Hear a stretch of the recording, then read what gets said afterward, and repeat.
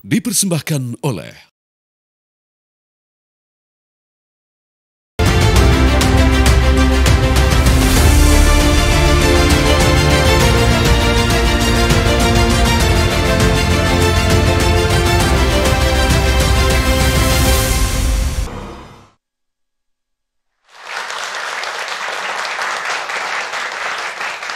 Assalamualaikum warahmatullahi wabarakatuh. Sejarah akan terukir malam hari ini kurang dari 2 jam kita akan mendengarkan bersama setelah 10 tahun absen. Indonesia akan hadir di markas besar Perserikatan Bangsa-Bangsa. Presiden Prabowo Subianto akan memberikan pidato di sidang umum PBB. Urutannya ketiga, yang pertama Presiden Brazil, Lula da Silva, kemudian Presiden Amerika Serikat Donald Trump dan Prabowo Subianto. Banyak pihak ekspektasinya sangat tinggi berharap narasi muatan yang dibawa oleh Presiden Prabowo Subianto, Memory of the World. Kita akan nantikan bersama meskipun masih rahasia 15 menit ini apa yang akan disampaikan oleh Presiden Prabowo Subianto. Apakah di sana membahas mengenai reformasi veto, kemudian yang pasti adalah mendukung negara Palestina, kedaulatan Palestina, serta poin Global South.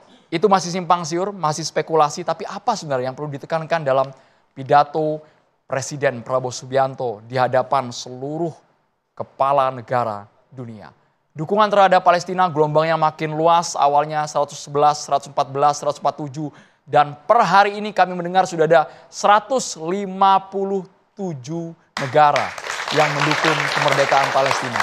Bayangkan, tadinya mungkin yang masih satu aliansi sama Amerika Serikat, ada Perancis dan Inggris, mereka sudah pindah haluan, mereka mendukung kemerdekaan Palestina. Terima kasih banyak kepada BAS yang mendukung program Catatan Demokrasi malam hari ini, karena spesial, mungkin satu setengah jam ke depan kita akan sama-sama mendengarkan langsung nanti bagaimana pidato Presiden Prabowo Subianto. Tapi terlebih dahulu kami akan tampilkan, berikut ini merupakan cuplikan sebelum sidang yang malam hari ini dianggap gong banget. Kemarin Presiden Prabowo hadir dalam konferensi internasional tingkat tinggi tentang two-state solution dan juga membahas Palestina. Kita dengarkan terlebih dahulu berikut ini. Le temps est venu. C'est pourquoi, fidèle à l'engagement historique de mon pays au Proche-Orient, pour la paix entre le peuple israélien et le peuple palestinien, je déclare que la France reconnaît aujourd'hui l'État de Palestine.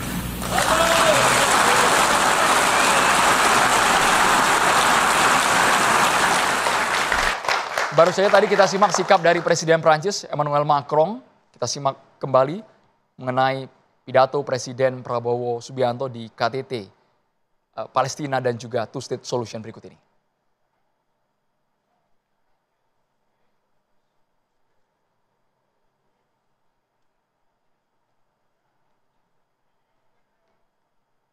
Inilah negara-negara yang sudah mendukung Palestina merdeka. Bayangkan sudah ada 151, 157 negara yang menyatakan kedaulatan Palestina. Jadi kita bukan hanya berbicara mengenai geopolitik, moral, kebangsaan, tapi ini memang murni unsur kemanusiaan. Kita semua sepakat tidak ada yang mau lagi melihat bagaimana kebrutalan Zionis Israel yang terjadi di Palestina. Bahkan jumlah korban jiwa puluhan ribu orang meninggal dunia.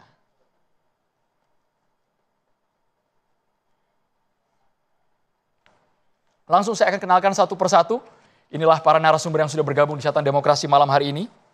Ada Direktur Eksekutif Jaringan Moderat Indonesia yang sudah lama tidak ke Catatan Demokrasi. Assalamualaikum, Mas Islah Bahrawi.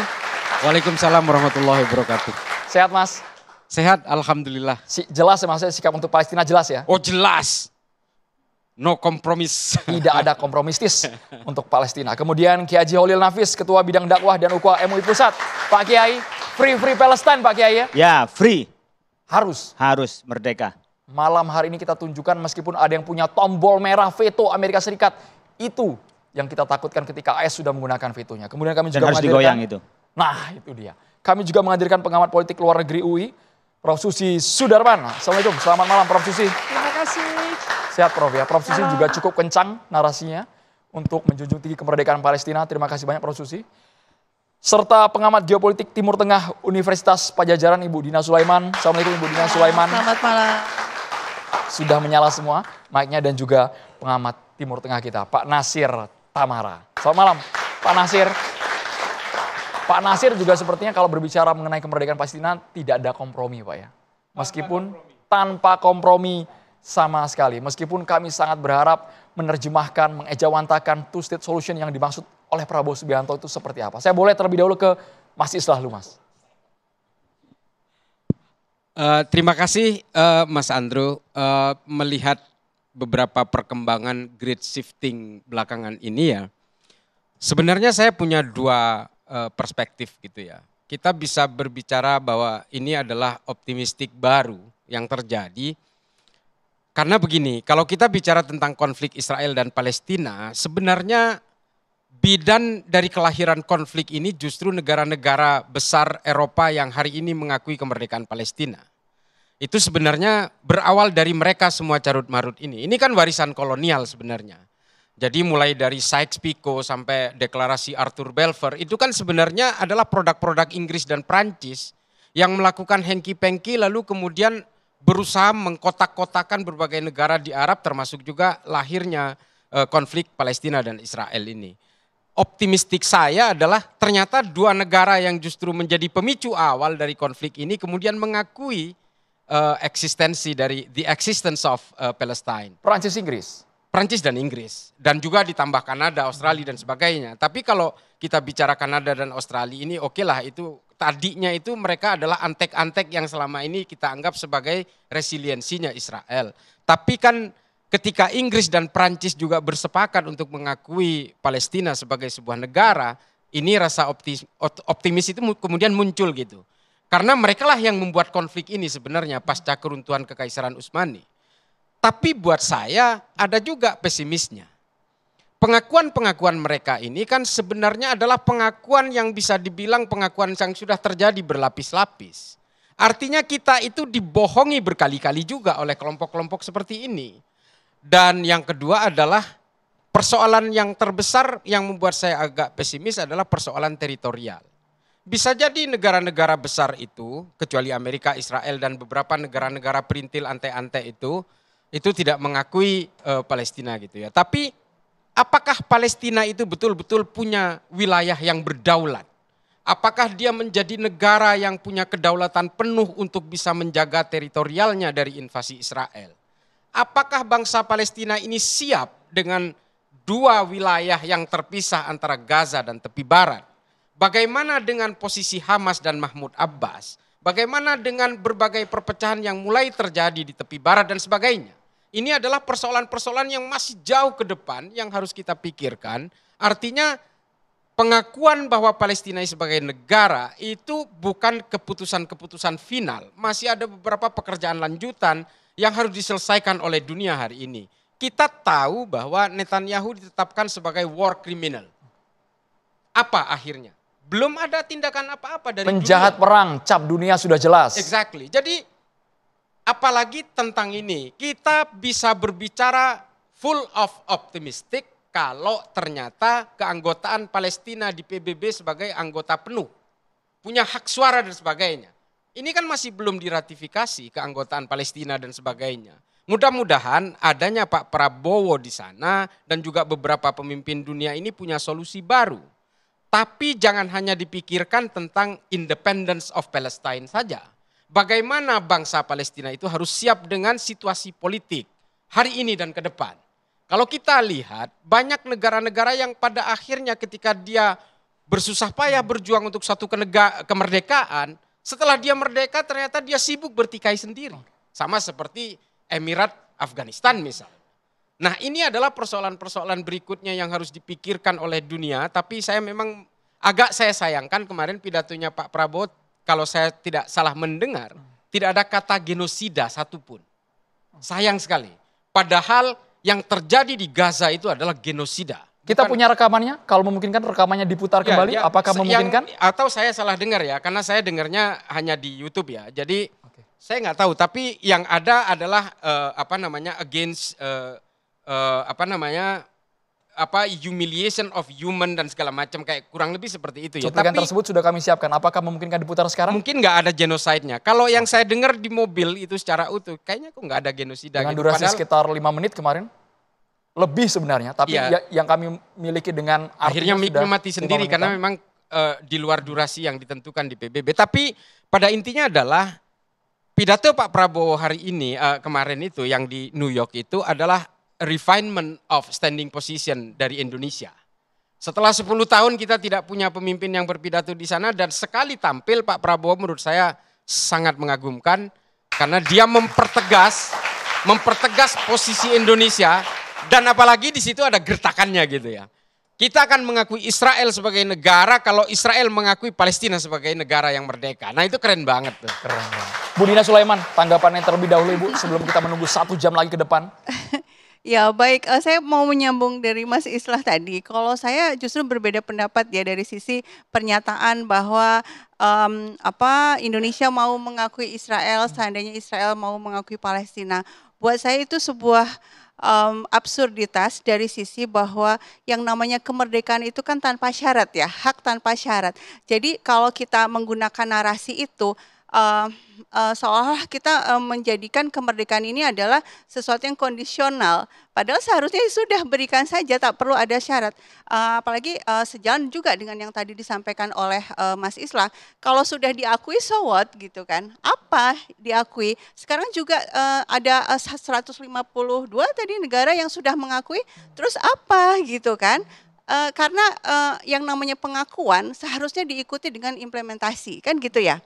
Ketika kita sudah mengakui Palestina menjadi sebuah negara merdeka, artinya kita juga harus melakukan hal-hal yang menegakkan kemerdekaan itu. Misalnya sekarang Palestina di Yerusalem diduduki oleh Israel, di tepi barat diduduki oleh Israel, di Gaza digenosida oleh Israel. Terus kita hanya mengakui saja tapi nggak melakukan hal-hal yang konkret, dan itu sudah dilakukan oleh semuanya. Dan ini yang dikritik oleh reporter khusus PBB Francesca Albanese ya. Kalau memang mengakui, berarti segera lakukan sesuatu hal yang bisa menegakkan hak atau konsekuensi dari pengakuan itu. Apa yang disampaikan oleh Francesca, usulan konkretnya dan menurut saya itu sangat bagus adalah ya hentikan sekarang kerjasama hubungan dagang, baik resmi atau tidak resmi, kerjasama yang diam-diam apapun terbuka, hentikan semuanya kerjasama dengan Israel. Dan itu dilakukan oleh semuanya, terutama suplai senjata dari negara-negara besar. Nah, sehingga saya pikir yang pidato Pak Prabowo itu di forum diplomasi kan, di forum PBB, dan diplomasi itu kan sebenarnya kata-kata ya. Kita memilih kata-kata mana nih yang lebih berdampak gitu loh. Saya pikir seharusnya jangan kata-kata itulah yang dipilih. Bahkan harusnya kita bicara soal hentikan genosida tadi, betul sekali. Harusnya kita bicara lebih heroik lagi, lebih anti kolonialisme lagi, itu jauh lebih berdampak. Kita tunggu malam hari ini siapa tahu akan lebih heroik, lebih menggelegar lagi betul. Dibandingkan yang kemarin ya. Ya, Ibu saya Dina. harapnya seperti itu. Baik, saya boleh ke Pak Kiai Holil Nafis. Sekarang ada pernyataan yang luar biasa juga, tantangan, ancaman dari PM Israel, Netanyahu. Kalau negara-negara ini sudah mengakui kemerdekaan Palestina, saya akan membalas. Pemukiman Yahudi akan kami perlebar ke Yudea, ke Samaria. Saya bukan karena duduknya sama dengan Mas Islah ya. Tapi saya sependapat Bu dengan Mas Islah bahwa kata-kata Pak Presiden, saya akan mengakui kemerdekaan Palestina kalau Israel mengakui terhadap kemerdekaannya Israel kalau Israel mengakui terhadap Palestina. Saya pikir itu kata-kata yang satire ya. Kalau Anda bicara tentang bagaimana tentang kemerdekaan, demokrasi, bicara soal kemanusiaan, sementara Anda tidak memanusiakan manusia, sebuah syarat kami akan bisa bekerja sama dengan orang yang menghargai itu.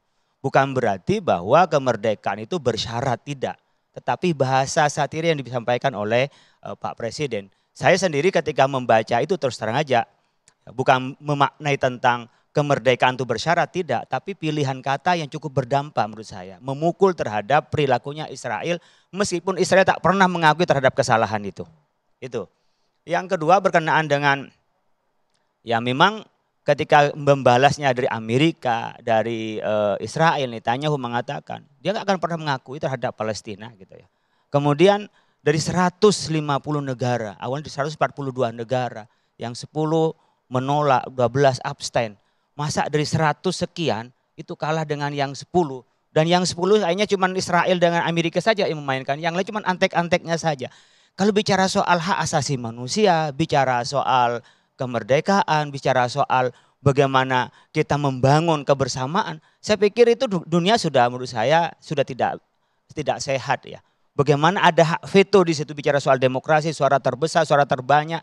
Menurut saya berharap besar betul dengan absennya Indonesia selama 10 tahun, kemudian Pak Prabowo hadir di situ dengan membawa tekad, dan itu suara kita sebenarnya. Jadi sebenarnya negara-negara yang menciptakan konflik seperti di Inggris ya sendiri, yang membagi dan sekarang mewariskan konflik itu lalu mengakui kemerdekaan. Saya juga masih ragu dengan mereka apakah benar mengakui kemerdekaan atau yang menciptakan konflik baru. Karena memang suara dunia di mana-mana ya tak bisa dihindari sekarang dengan media sosial yang orang bisa langsung live melihatnya. Orang melihat bagaimana kemanusiaan. Bagaimana orang tidak bicara soal agama, nggak bicara lagi soal lintas negara, tidak. Tapi bicara soal kemanusiaan. Bagaimana genosida yang di Gaza, bagaimana orang-orang yang dibikin lapar lalu mati dan bantuan tidak bisa masuk. Saya pikir kalau masih waras kemanusiaan pasti mengatakan ini adalah tidak manusiawi. Nah, oleh karena itu saya pikir ketika negara-negara itu seperti Australia mengakui umpamanya sebagai bagian kan dari Inggris juga mengakui terhadap kemerdekaan Palestina. Saya pikir kan sudah tidak kuat dengan desakan penduduknya kepada masyarakat rakyatnya.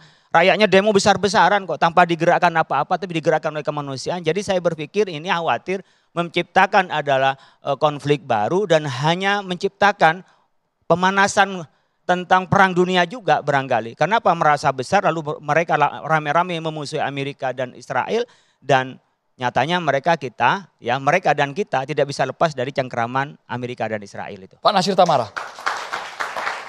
Rasanya dunia tidak harus tinggal diam Pak sekarang, mereka harus bergerak meskipun terkesan kita dibuat putus asa gara-gara negara yang memiliki hak veto yang bisa tiba-tiba mengubah semua keputusan ratusan kepala negara. Pak Nasir Tamara, bisa digunakan mic-nya. Konflik ini konflik 77 tahun yang paling kejam, yang paling lama dalam sejarah.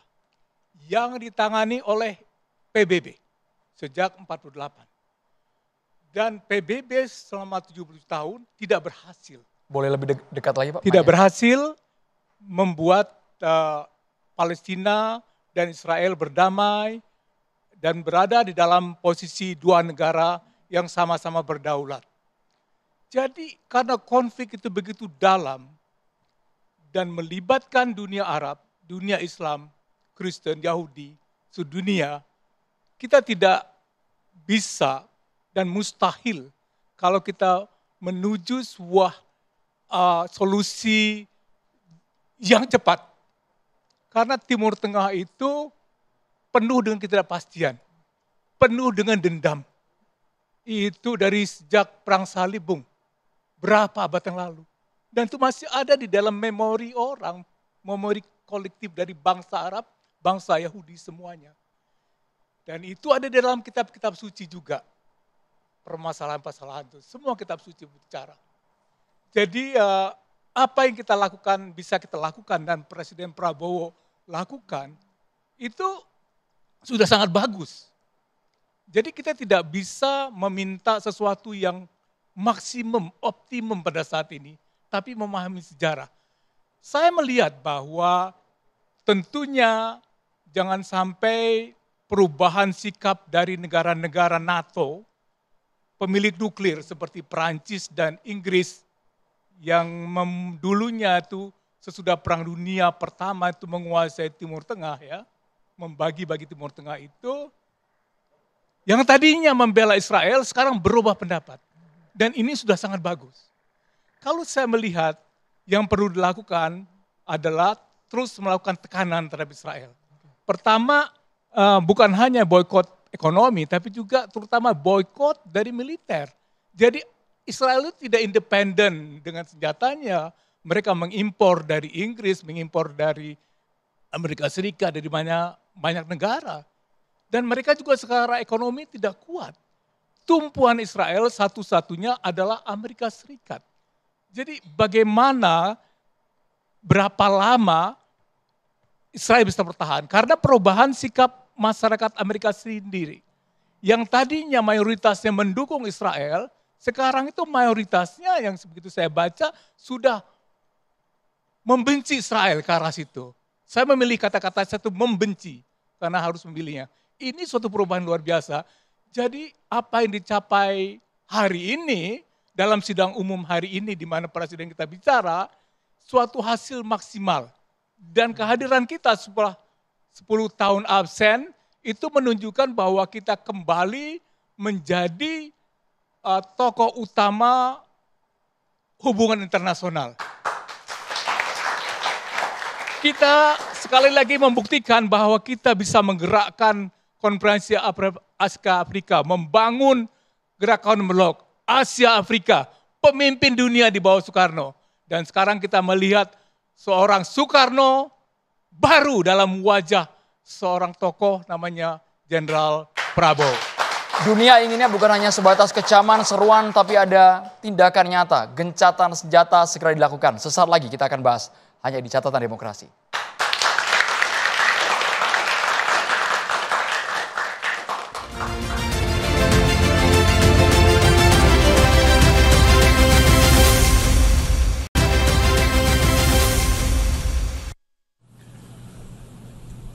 This responsibility speaks not only to the fate of Palestine, but also to the future of Israel, and also the very credibility of the United Nations. We condemn all violence against innocent civilians. Therefore, Indonesia once again reiterates its commitment to the two-state solution in the Palestine problem. Only this two-state solution will lead to peace. We must guarantee statehood for Palestine, but Indonesia also declares that once Israel recognizes the independence and the statehood of Palestine, Indonesia will immediately recognize the state of Israel, and we will support all guarantees for the security of Israel. Prof. Susi mengamati pidato Presiden Prabowo Subianto, bukan di sidang umum malam ini, tapi yang sebelumnya Prof. Susi melihat wacana besar two-state solution. Bagaimana Prof. Susi melihatnya? Commonplace, not creative. Okay? Two-state solutions memang harus ditekankan, tapi harusnya mengikuti ukuran standar dari Presiden Indonesia. Soekarno bicara tentang to make the world anew. Harusnya yang kurang dari semua diskursus yang ada, tidak ada ethical humanism discourse. Jadi Pak Prabowo terperangkap dalam transactional diplomacy, yang sebetulnya ini adalah yang disebut sebagai faith, policy, and profit. Karena dunianya sudah menjadi demikian, jadi harus diterobos dengan sesuatu paliatif. Remedinya apa? Remedinya adalah meminta kepada khalayak dunia, mari kita bangun kembali diskursus tentang ethical humanism. Lebih dekat lagi Prof. izin. Ethical humanism, karena sebenarnya genocide itu dilarang oleh tokoh-tokoh yang sekarang mengakui Palestina seperti Perancis. Macron bilang nggak ada genocide. Semua orang bilang nggak ada genocide. Jadi apa alternatif dari genocide supaya lebih acceptable? Kalau misalnya seluruh dunia menganut humanisme yang etis dan digalakkan dengan seruan dan panggilan, mungkin kalau dulu Bung Karno membahas anti-imperialism, anti-kolonialism, kita harus membantu dengan kreativitas baru. Yaitu segala-galanya terlalu profit-oriented, kita harus kembali kepada etika humanis. Kalau misalnya etika humanis tidak jadi pegangan, genosida bisa aja dihilangkan. Karena ini masalah negara besar itu menghilangkan agenda orang, padahal dia tahu bahwa pemegang-pemegang saham perusahaan-perusahaan yang membuat bom, membuat pesawat, membuat itu adalah shareholders, profit yang diuntungkan. Jadi semua terpikat pada unsur profitability. Padahal sebetulnya sekarang ini dalam keseruan seluruh negara berebut akan sumber daya alam, kita harus mencegah itu dengan diskursus baru. Nggak mungkin misalnya semua masalah konflik itu dijadikan masalah kooperasi. Kan sekarang dibilang, dunia makin kecil, dunia makin sulit, banyak perang dan ini itu. Akhirnya semua hal harus diselesaikan secara bersama-sama. Misalnya Blok Ambalat, apakah bisa kerjasama dengan Malaysia? Natuna, apakah bisa kerjasama di situ dengan Nine Dash Line misalnya? Ada banyak hal yang bisa diterobos kalau kreatif dan penasihat Pak Prabowo, orang yang kreatif. Tidak harus bersuara anti-kolonialisme, anti-imperialisme, karena itu sesungguhnya yang sedang terjadi. Tapi kalau kita bisa berbahasa yang lebih halus, saya mengutip Pak Jumala dari BPIP, dia bilang harusnya diplomasi Indonesia adalah diplomasi norma. Norma-norma etis. Nah ini nggak kelihatan, karena sebetulnya hanya mengulang kembali bahwa kami mendukung two-state solutions, tapi diskursus yang menggelora itu tidak ada nadanya. Kalau Bung Karno kan jelas dia, new emerging forces, anti-old forces gitu ya. Lalu dia anti-imperialism, lalu dia bilang anti-proliferasi dari senjata-senjata pemusnah. Tapi ini sama sekali hanya mengulang kembali apa yang sudah disebut di Camp David tentang two-state solution. Bisa dikatakan two-state solution untuk menghindari perang besar, Prof. Susi? Dalam kondisi hegemoni, dalam kondisi sudah dilumatkan bangsa lain, apakah bisa? Sekarang masalahnya possibility-nya ada nggak? Tapi kalau kita bicara tentang ethical humanism, sebagai satu terobosan, mungkin bisa di-accept, bisa diterima oleh segala macam negara, dan akhirnya mereka harus mengakui bahwa apa yang mereka lakukan itu sebetulnya melanggar etika humanis. Ya.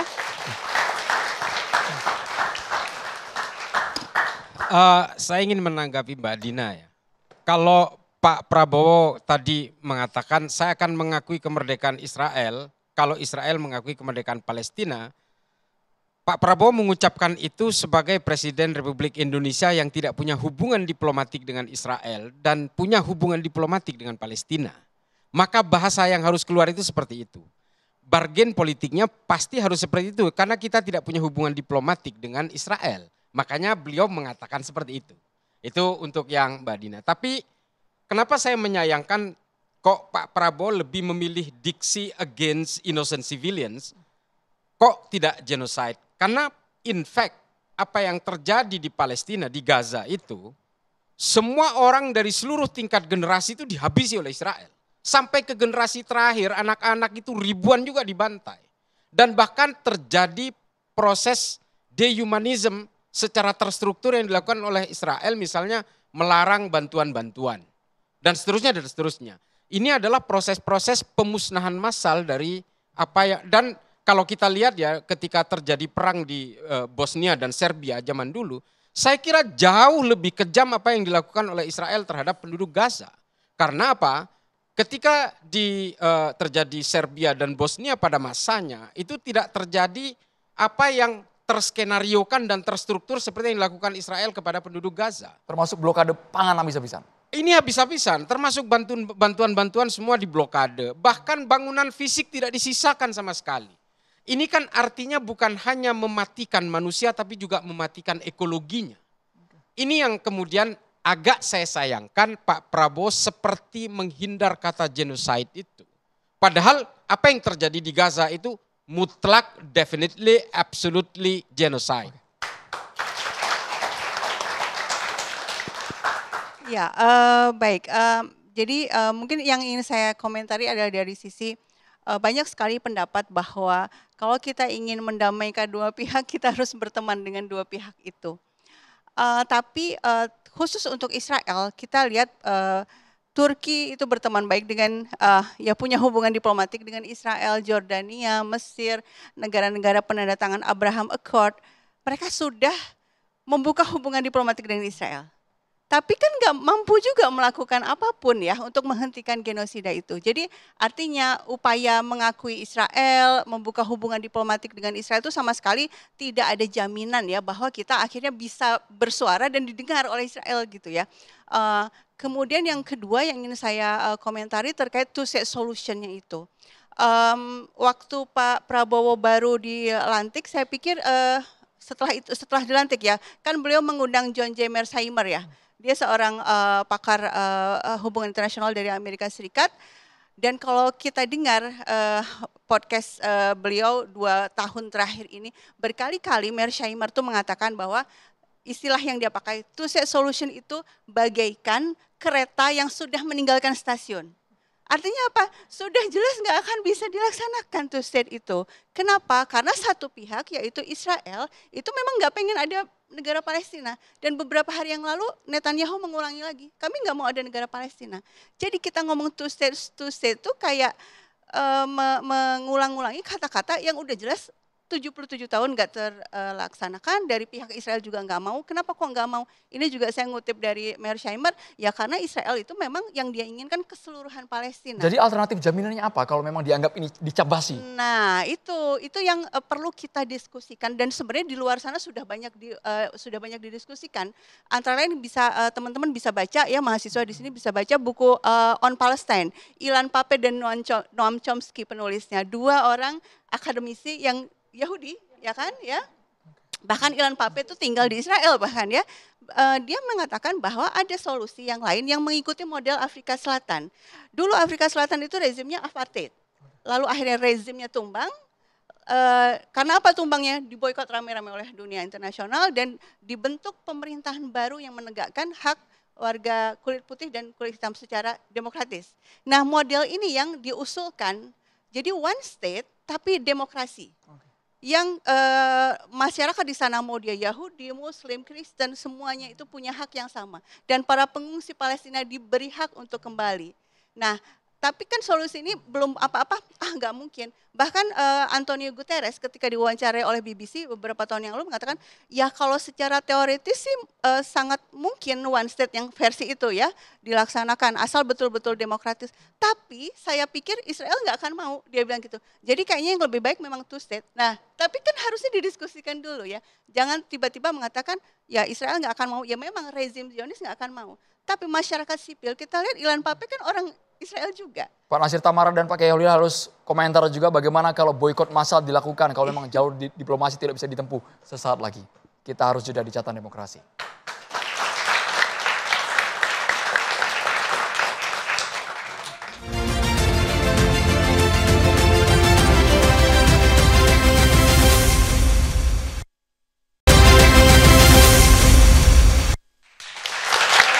Tamara, masa nunggu rezim berganti baru perang berakhir, Pak Nasir Tamara? Perang itu bisa dihentikan. Kalau mau, ada tentara-tentara PBB yang di sana. Tentara internasional yang menjaga itu semua. Saya melihat bahwa ada solusinya. Ada 3 negara kecil yang anggota dari PBB. Yang pertama Monaco, ya kan, Andorra, Luxembourg. Itu kan bukan negara besar, itu size-nya kira-kira lebih kecil daripada Palestina. Tapi mereka semua diakui dan tidak diganggu. Jadi itu bisa. Jadi kembali ke tabel batas 67, itu akan ada kesepakatan. Tentunya yang belum disepakati adalah hak untuk para refugi Palestina yang jumlahnya jutaan itu boleh kembali ke Palestina. Israel masih menolak di situ. Soal wilayahnya dia udah setuju. Oke, tepi barat, Gaza, Yerusalem Timur, udah setuju tuh.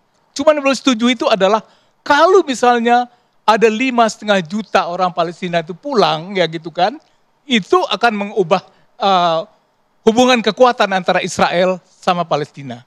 Jadi menurut saya Presiden Prabowo itu akan melihat contoh dari negara-negara kecil yang juga tidak mempunyai senjata, Luxembourg atau ke Monaco, saya kenal baik itu Estonia, nggak punya senjata, nggak punya angkatan perang, nggak punya angkatan udara semua, tapi bisa. Kenapa PBB nggak bisa seperti ini?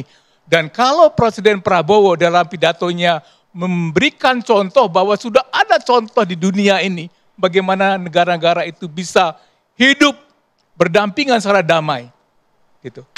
Oke. Pak Khairil. Ada yang menarik juga dari pidato Pak Prabowo yang tidak terekam karena waktu sudah habis itu. Bahwa siap mengirimkan pasukan perdamaian ke tempat itu.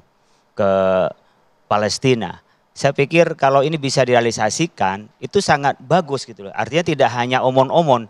Dia ada langkah yang konkret. Pertama adalah tentang kemanusiaan. Bagaimana di Gaza sudah jelas genosida dan juga bantuan tidak bisa masuk ya. Teman-teman juga nggak bisa ke sana.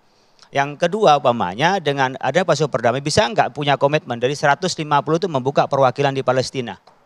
Kalau mereka mau bisa buka perwakilan di sana itu baru merealisasikan. Tadi pengakuan di PBB ada juga membuka di situ. Yang diantaranya lagi adalah meminta selain soal pengakuan kemerdekaan Palestina, Hamas melucuti seluruh senjatanya. Apakah tidak ini menjadi peluang baru bahwa dari Israel sudah gak ada musuhnya lagi? Kenapa? Hamas sudah lucuti senjatanya. Kemudian saya pikir dengan pemerintahan Mahmud Abbas itu tidak berperan banyak.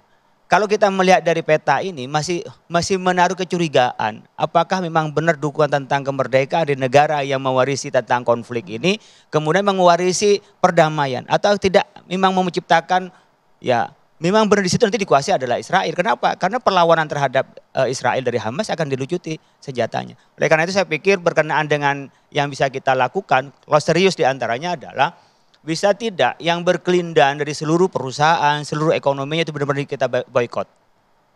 Artinya tidak hanya kata-kata, tapi mau memboikot mulai dari hubungan kerjasama. Kan banyak sekarang masalah keuangan tuh, yang sistem tak mungkin tanpa dengan mereka. Begitu juga dengan kebutuhan kita, tidak mungkin dengan mereka.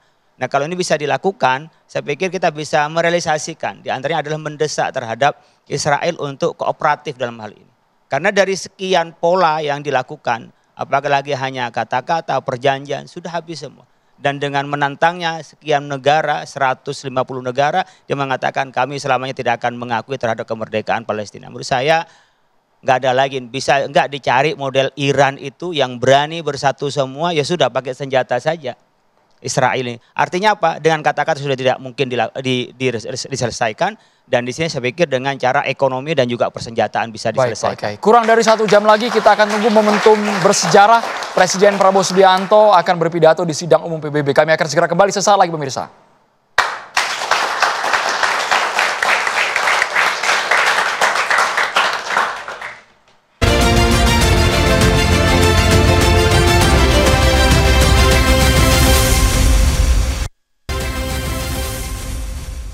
Dipersembahkan oleh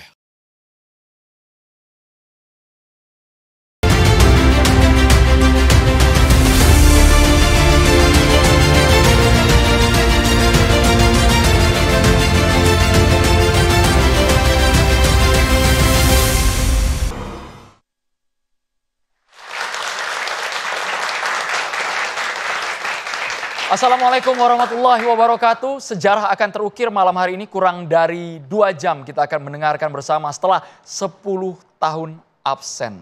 Indonesia akan hadir di markas besar Perserikatan Bangsa-Bangsa. Presiden Prabowo Subianto akan memberikan pidato di sidang umum PBB. Urutannya ketiga, yang pertama Presiden Brazil, Lula da Silva, kemudian Presiden Amerika Serikat Donald Trump dan Prabowo Subianto. Banyak pihak ekspektasinya sangat tinggi berharap narasi muatan yang dibawa oleh Presiden Prabowo Subianto, Memory of the World. Kita akan nantikan bersama meskipun masih rahasia 15 menit ini apa yang akan disampaikan oleh Presiden Prabowo Subianto. Apakah di sana membahas mengenai reformasi veto, kemudian yang pasti adalah mendukung negara Palestina, kedaulatan Palestina, serta poin Global South. Itu masih simpang siur, masih spekulasi, tapi apa sebenarnya yang perlu ditekankan dalam pidato Presiden Prabowo Subianto di hadapan seluruh kepala negara dunia. Dukungan terhadap Palestina gelombangnya makin luas, awalnya 111, 114, 147, dan per hari ini kami mendengar sudah ada 157 negara yang mendukung kemerdekaan Palestina. Bayangkan, tadinya mungkin yang masih satu aliansi sama Amerika Serikat, ada Perancis dan Inggris, mereka sudah pindah haluan, mereka mendukung kemerdekaan Palestina. Terima kasih banyak kepada BAS yang mendukung program Catatan Demokrasi malam hari ini, karena spesial mungkin satu setengah jam ke depan kita akan sama-sama mendengarkan langsung nanti bagaimana pidato Presiden Prabowo Subianto. Tapi terlebih dahulu kami akan tampilkan berikut ini merupakan cuplikan sebelum sidang yang malam hari ini dianggap gong banget. Kemarin Presiden Prabowo hadir dalam konferensi internasional tingkat tinggi tentang two-state solution dan juga membahas Palestina. Kita dengarkan terlebih dahulu berikut ini. Le temps est venu. C'est pourquoi, fidèle à l'engagement historique de mon pays au Proche-Orient, pour la paix entre le peuple israélien et le peuple palestinien, je déclare que la France reconnaît aujourd'hui l'État de Palestine.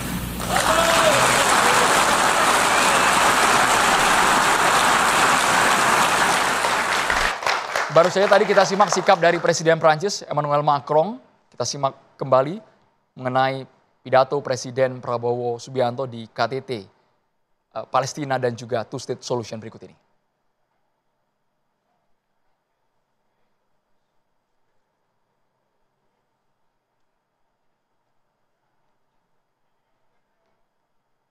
Inilah negara-negara yang sudah mendukung Palestina merdeka. Bayangkan sudah ada 157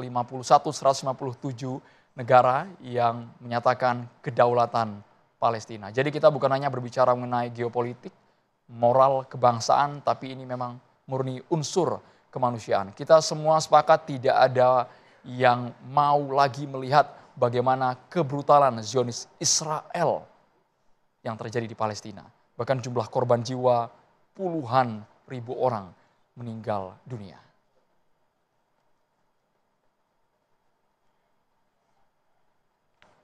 Langsung saya akan kenalkan satu persatu. Inilah para narasumber yang sudah bergabung di Catatan Demokrasi malam hari ini. Ada Direktur Eksekutif Jaringan Moderat Indonesia yang sudah lama tidak ke Catatan Demokrasi. Assalamualaikum, Mas Islah Bahrawi. Waalaikumsalam warahmatullahi wabarakatuh. Sehat, Mas? Sehat, alhamdulillah. Jelas ya Mas, sikap untuk Palestina jelas ya? Oh jelas.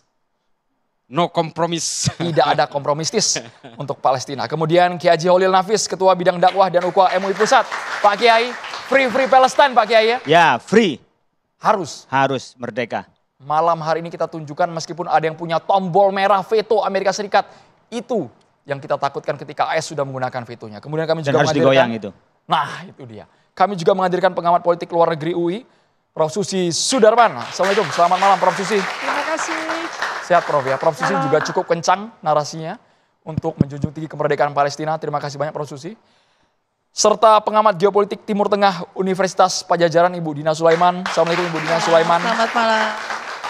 Sudah menyala semua mic-nya dan juga pengamat Timur Tengah kita Pak Nasir Tamara. Selamat malam Pak Nasir. Pak Nasir juga sepertinya kalau berbicara mengenai kemerdekaan Palestina tidak ada kompromi Pak ya. Meskipun tanpa kompromi sama sekali. Meskipun kami sangat berharap menerjemahkan, mengejawantakan two-state solution yang dimaksud oleh Prabowo Subianto itu seperti apa. Saya boleh terlebih dahulu ke Mas Islah dulu Mas. Terima kasih Mas Andrew. Melihat beberapa perkembangan grid shifting belakangan ini ya. Sebenarnya saya punya dua perspektif gitu ya. Kita bisa berbicara bahwa ini adalah optimistik baru yang terjadi. Karena begini, kalau kita bicara tentang konflik Israel dan Palestina, sebenarnya bidan dari kelahiran konflik ini justru negara-negara besar Eropa yang hari ini mengakui kemerdekaan Palestina. Itu sebenarnya berawal dari mereka semua carut-marut ini. Ini kan warisan kolonial sebenarnya. Jadi mulai dari Sykes-Picot sampai deklarasi Arthur Balfour, itu kan sebenarnya adalah produk-produk Inggris dan Prancis yang melakukan hengki-pengki lalu kemudian berusaha mengkotak-kotakan berbagai negara di Arab termasuk juga lahirnya konflik Palestina dan Israel ini. Optimistik saya adalah ternyata dua negara yang justru menjadi pemicu awal dari konflik ini kemudian mengakui eksistensi dari the existence of Palestine. Prancis dan Inggris dan juga ditambah Kanada, Australia dan sebagainya. Tapi kalau kita bicara Kanada dan Australia ini oke lah itu tadinya itu mereka adalah antek-antek yang selama ini kita anggap sebagai resiliensinya Israel. Tapi kan ketika Inggris dan Prancis juga bersepakat untuk mengakui Palestina sebagai sebuah negara, ini rasa optimis itu kemudian muncul gitu. Karena mereka lah yang membuat konflik ini sebenarnya pasca keruntuhan Kekaisaran Utsmani. Tapi buat saya ada juga pesimisnya. Pengakuan-pengakuan mereka ini kan sebenarnya adalah pengakuan yang bisa dibilang pengakuan yang sudah terjadi berlapis-lapis. Artinya kita itu dibohongi berkali-kali juga oleh kelompok-kelompok seperti ini. Dan yang kedua adalah persoalan yang terbesar yang membuat saya agak pesimis adalah persoalan teritorial. Bisa jadi negara-negara besar itu, kecuali Amerika, Israel dan beberapa negara-negara perintil ante-ante itu tidak mengakui Palestina gitu ya. Tapi apakah Palestina itu betul-betul punya wilayah yang berdaulat? Apakah dia menjadi negara yang punya kedaulatan penuh untuk bisa menjaga teritorialnya dari invasi Israel? Apakah bangsa Palestina ini siap dengan dua wilayah yang terpisah antara Gaza dan tepi barat? Bagaimana dengan posisi Hamas dan Mahmud Abbas? Bagaimana dengan berbagai perpecahan yang mulai terjadi di tepi barat dan sebagainya? Ini adalah persoalan-persoalan yang masih jauh ke depan yang harus kita pikirkan. Artinya pengakuan bahwa Palestina sebagai negara itu bukan keputusan-keputusan final. Masih ada beberapa pekerjaan lanjutan yang harus diselesaikan oleh dunia hari ini. Kita tahu bahwa Netanyahu ditetapkan sebagai war criminal. Apa akhirnya? Belum ada tindakan apa-apa dari penjahat dunia. perang, cap dunia sudah jelas. Exactly. Jadi apalagi tentang ini, kita bisa berbicara full of optimistic kalau ternyata keanggotaan Palestina di PBB sebagai anggota penuh. Punya hak suara dan sebagainya. Ini kan masih belum diratifikasi keanggotaan Palestina dan sebagainya. Mudah-mudahan adanya Pak Prabowo di sana dan juga beberapa pemimpin dunia ini punya solusi baru. Tapi jangan hanya dipikirkan tentang independence of Palestine saja. Bagaimana bangsa Palestina itu harus siap dengan situasi politik hari ini dan ke depan. Kalau kita lihat banyak negara-negara yang pada akhirnya ketika dia bersusah payah berjuang untuk satu kemerdekaan, setelah dia merdeka ternyata dia sibuk bertikai sendiri. Sama seperti Emirat Afghanistan misalnya. Nah ini adalah persoalan-persoalan berikutnya yang harus dipikirkan oleh dunia. Tapi saya memang agak saya sayangkan kemarin pidatonya Pak Prabowo, kalau saya tidak salah mendengar, tidak ada kata genosida satupun. Sayang sekali. Padahal yang terjadi di Gaza itu adalah genosida. Kita punya rekamannya, kalau memungkinkan rekamannya diputar kembali, apakah memungkinkan? Atau saya salah dengar ya, karena saya dengarnya hanya di YouTube ya. Jadi saya nggak tahu, tapi yang ada adalah against humiliation of human dan segala macam, kayak kurang lebih seperti itu ya. Cuplikan tersebut sudah kami siapkan. Apakah memungkinkan diputar sekarang? Mungkin nggak ada genosidenya. Kalau yang saya dengar di mobil itu secara utuh, kayaknya kok nggak ada genosida. Dengan gitu. durasi sekitar 5 menit kemarin. Lebih sebenarnya, tapi yang kami miliki dengan akhirnya mic-nya mati sendiri karena memang di luar durasi yang ditentukan di PBB. Tapi pada intinya adalah pidato Pak Prabowo hari ini kemarin itu yang di New York itu adalah refinement of standing position dari Indonesia. Setelah 10 tahun kita tidak punya pemimpin yang berpidato di sana dan sekali tampil Pak Prabowo menurut saya sangat mengagumkan karena dia mempertegas posisi Indonesia dan apalagi di situ ada gertakannya gitu ya. Kita akan mengakui Israel sebagai negara kalau Israel mengakui Palestina sebagai negara yang merdeka. Nah itu keren banget tuh. Keren banget. Bu Dina Sulaiman, tanggapannya terlebih dahulu Ibu sebelum kita menunggu 1 jam lagi ke depan. Ya baik, saya mau menyambung dari Mas Islah tadi. Kalau saya justru berbeda pendapat ya dari sisi pernyataan bahwa Indonesia mau mengakui Israel, seandainya Israel mau mengakui Palestina. Buat saya itu sebuah absurditas dari sisi bahwa yang namanya kemerdekaan itu kan tanpa syarat ya, hak tanpa syarat. Jadi kalau kita menggunakan narasi itu seolah kita menjadikan kemerdekaan ini adalah sesuatu yang kondisional. Padahal seharusnya sudah berikan saja, tak perlu ada syarat. Apalagi sejalan juga dengan yang tadi disampaikan oleh Mas Islah.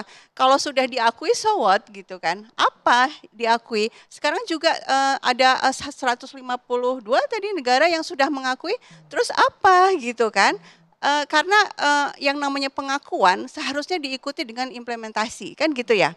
Ketika kita sudah mengakui Palestina menjadi sebuah negara merdeka, artinya kita juga harus melakukan hal-hal yang menegakkan kemerdekaan itu. Misalnya sekarang Palestina di Yerusalem diduduki oleh Israel, di tepi barat diduduki oleh Israel, di Gaza digenosida oleh Israel. Terus kita hanya mengakui saja tapi nggak melakukan hal-hal yang konkret, dan itu sudah dilakukan oleh semuanya. Dan ini yang dikritik oleh reporter khusus PBB Francesca Albanese ya. Kalau memang mengakui, berarti segera lakukan sesuatu hal yang bisa menegakkan hak atau konsekuensi dari pengakuan itu. Apa yang disampaikan oleh Francesca, usulan konkretnya dan menurut saya itu sangat bagus adalah ya hentikan sekarang kerjasama hubungan dagang, baik resmi atau tidak resmi, kerjasama yang diam-diam apapun terbuka, hentikan semuanya kerjasama dengan Israel. Dan itu dilakukan oleh semuanya, terutama ini ya suplai senjata dari negara-negara besar.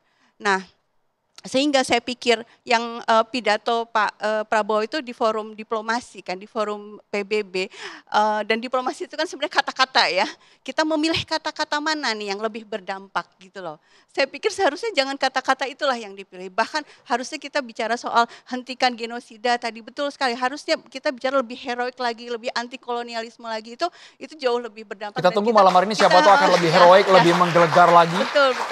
Dibandingkan yang kemarin ya. Ya, saya harapnya seperti itu. Baik, saya boleh ke Pak Kiai Holil Nafis. Sekarang ada pernyataan yang luar biasa juga, tantangan, ancaman dari PM Israel, Netanyahu. Kalau negara-negara ini sudah mengakui kemerdekaan Palestina, saya akan membalas. Pemukiman Yahudi akan kami perlebar ke Yudea, ke Samaria. Saya bukan karena duduknya sama dengan Mas Islah ya. Tapi saya sependapat dengan Mas Islah bahwa kata-kata Pak Presiden, saya akan mengakui kemerdekaan Palestina kalau Israel mengakui terhadap kemerdekaannya Israel kalau Israel mengakui terhadap Palestina. Saya pikir itu kata-kata yang satire ya. Kalau Anda bicara tentang bagaimana tentang kemerdekaan, demokrasi, bicara soal kemanusiaan, sementara Anda tidak memanusiakan manusia, sebuah syarat kami akan bisa bekerja sama dengan orang yang menghargai itu. Bukan berarti bahwa kemerdekaan itu bersyarat, tidak. Tetapi bahasa satire yang disampaikan oleh Pak Presiden. Saya sendiri ketika membaca itu terus terang aja, bukan memaknai tentang kemerdekaan itu bersyarat, tidak. Tapi pilihan kata yang cukup berdampak menurut saya. Memukul terhadap perilakunya Israel, meskipun Israel tak pernah mengakui terhadap kesalahan itu. Itu. Yang kedua berkenaan dengan, ya memang ketika membalasnya dari Amerika, dari Israel, Netanyahu mengatakan, dia nggak akan pernah mengakui terhadap Palestina gitu ya. Kemudian dari 150 negara, awalnya 142 negara, yang 10 menolak, 12 abstain. Masa dari 100 sekian itu kalah dengan yang 10. Dan yang 10 akhirnya cuma Israel dengan Amerika saja yang memainkan, yang lain cuma antek-anteknya saja. Kalau bicara soal hak asasi manusia, bicara soal kemerdekaan, bicara soal bagaimana kita membangun kebersamaan, saya pikir itu dunia sudah menurut saya sudah tidak sehat ya. Bagaimana ada hak veto di situ bicara soal demokrasi, suara terbesar, suara terbanyak. Menurut saya berharap besar betul dengan absennya Indonesia selama 10 tahun kemudian Pak Prabowo hadir di situ dengan membawa tekad, dan itu suara kita sebenarnya. Jadi sebenarnya negara-negara yang menciptakan konflik seperti di Inggris ya sendiri, yang membagi dan sekarang mewariskan konflik itu lalu mengakui kemerdekaan. Saya juga masih ragu dengan mereka apakah benar mengakui kemerdekaan atau yang menciptakan konflik baru. Karena memang suara dunia di mana-mana ya tak bisa dihindari sekarang dengan media sosial yang orang bisa langsung live melihatnya. Orang melihat bagaimana kemanusiaan, bagaimana orang tidak bicara soal agama, nggak bicara lagi soal lintas negara, tidak. Tapi bicara soal kemanusiaan. Bagaimana genosida yang di Gaza, bagaimana orang-orang yang dibikin lapar lalu mati dan bantuan tidak bisa masuk. Saya pikir kalau masih waras kemanusiaan pasti mengatakan ini adalah tidak manusiawi.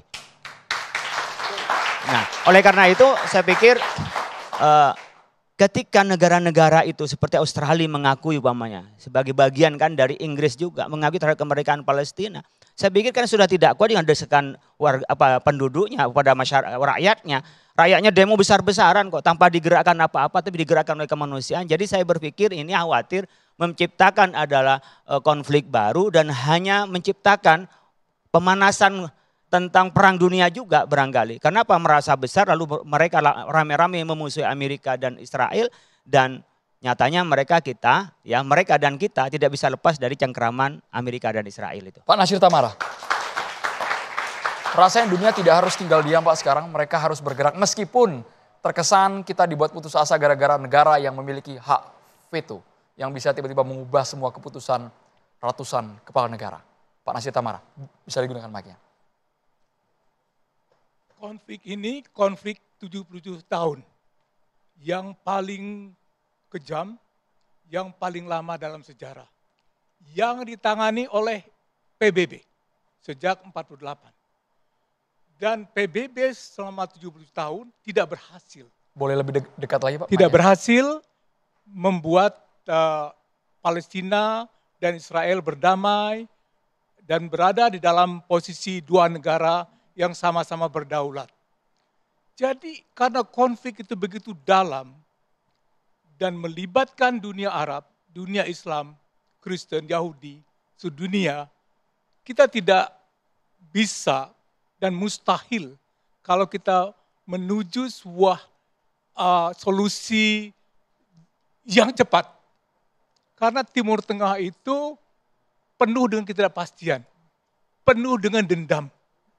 Itu dari sejak Perang Salib, Bung. Berapa abad yang lalu. Dan itu masih ada di dalam memori orang, memori kolektif dari bangsa Arab, bangsa Yahudi semuanya. Dan itu ada di dalam kitab-kitab suci juga. Permasalahan-permasalahan itu, semua kitab suci bicara. Jadi apa yang kita lakukan, bisa kita lakukan dan Presiden Prabowo lakukan, itu sudah sangat bagus. Jadi kita tidak bisa meminta sesuatu yang maksimum, optimum pada saat ini, tapi memahami sejarah. Saya melihat bahwa tentunya jangan sampai perubahan sikap dari negara-negara NATO, pemilik nuklir seperti Perancis dan Inggris, yang dulunya itu sesudah Perang Dunia Pertama itu menguasai Timur Tengah ya, membagi-bagi Timur Tengah itu, yang tadinya membela Israel sekarang berubah pendapat. Dan ini sudah sangat bagus. Kalau saya melihat yang perlu dilakukan adalah terus melakukan tekanan terhadap Israel.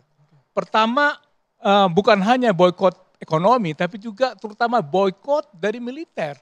Jadi Israel itu tidak independen dengan senjatanya. Mereka mengimpor dari Inggris, mengimpor dari Amerika Serikat, dari banyak negara.